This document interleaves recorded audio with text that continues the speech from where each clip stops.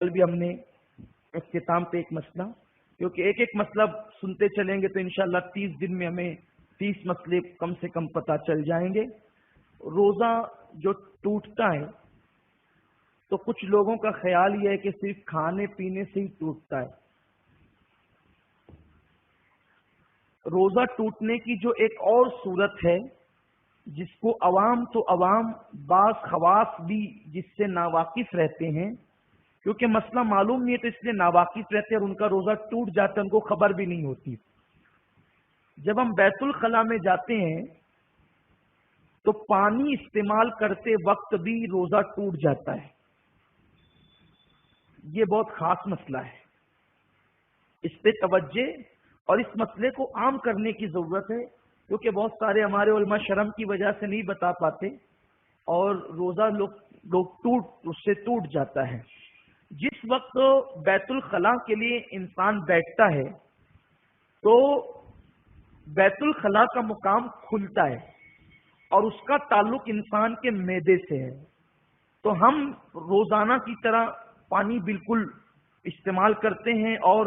بغیر کسی احتیاط کے استعمال کرتے ہیں۔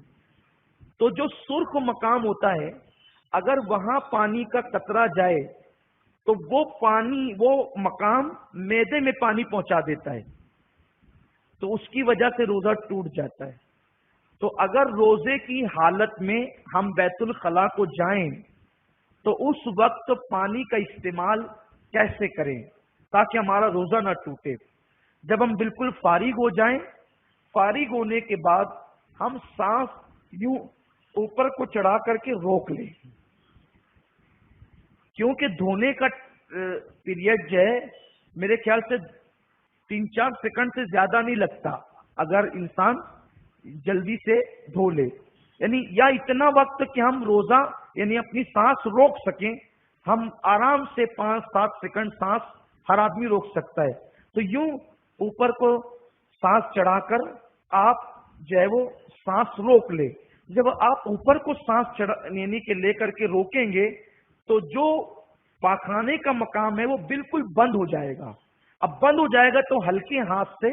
آپ اس کو دھل لیں اور دھلنے کے بعد وہاں سے پانی صاف کرنے کے بعد پھر دھیر سے سانس چھوڑیں تو اس کی وجہ سے پانی اندر نہیں جائے گا، تو آپ کا روزہ محفوظ رہے گا۔ ورنہ اگر آپ نے اس احتیاط سے استنجا نہیں کیا تو آپ عوام میں تو یہی مشہور ہے کہ بھئی کھائیں پیئیں، ناک سے پانی جائے، منہ سے پانی جائے تو روزہ ٹوٹ جاتا ہے۔ صرف ناک اور منہ سے،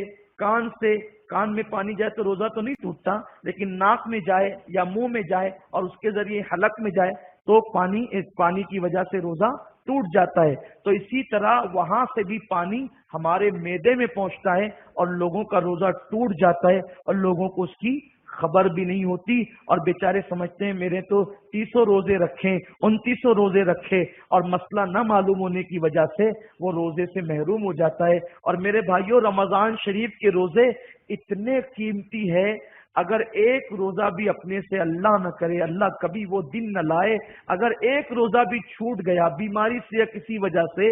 آپ پوری زندگی اس کے بدلے میں روزہ رکھیں، رمضان شریف کے روزے کی فضیلت جو ہے وہ فضیلت پوری زندگی کے روزے کو نہیں مل سکتی۔ اتنے فضیلت والے یہ روزے ہیں، اللہ پوری زندگی آخری دم تک ہمیں روزے صحیح طور پر رکھنے کی توفیق عطا فرمائیں۔ امید ہے کہ یہ مسئلہ آپ کے ذہن میں بالکل آ گیا ہوگا۔ آپ اپنے گھر میں بھی جا کر کے بتائیں، شرمائے نہیں۔ یہ بہت اب آپ کچھ سوچتے ہوں گے، میں یہ نہیں کہتا کہ کون کیا کرتا تھا، لیکن آپ کو ایک دم اچانک دل پہ کرنٹ لگا ہوگا، یار اس سے پہلے تو میں اتنی احتیاط سے پانی نہیں لیتا تھا روزے کی حالت میں، بلکہ آپ سوچتے بھی ہوں گے کہ میں نے تو پانی لیا اور ٹھنڈک میں نے خود محسوس کی،